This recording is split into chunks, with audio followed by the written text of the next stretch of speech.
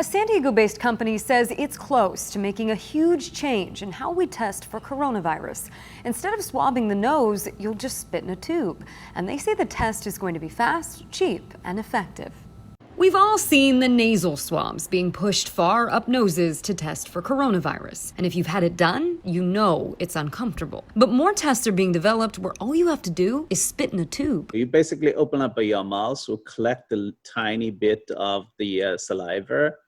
You're done. Your side is done. President and CEO of San Diego-based Sorrento Therapeutics, Dr. Henry G., says they're on track to start producing a rapid saliva test developed by researchers at Columbia University. It's being called CoviTrace, and it can be used almost anywhere. It gives results in about 30 minutes, with the liquid color changing from red to yellow if it's positive for COVID. If we can use a test so accurate, it's so easy to do, and so people can do very frequently. Preliminary results show the test having high accuracy rates. Sorrento also says CoviTrace is highly sensitive, meaning it can detect the presence of COVID very early on. Within the next couple of weeks, the test will be submitted to the FDA for approval. While the FDA is reviewing and leading up to that review, we are gearing up to manufacture hundreds of thousands, then millions, and then eventually we're anticipating about 100 million tests per month. And as for the cost, G says they're trying to keep it widely affordable. We're aiming to about $10. And because CoviTrace requires no bulky lab equipment, Sorrento envisions it being used in places like airports, schools, and offices, essentially becoming part of the new normal during the COVID era.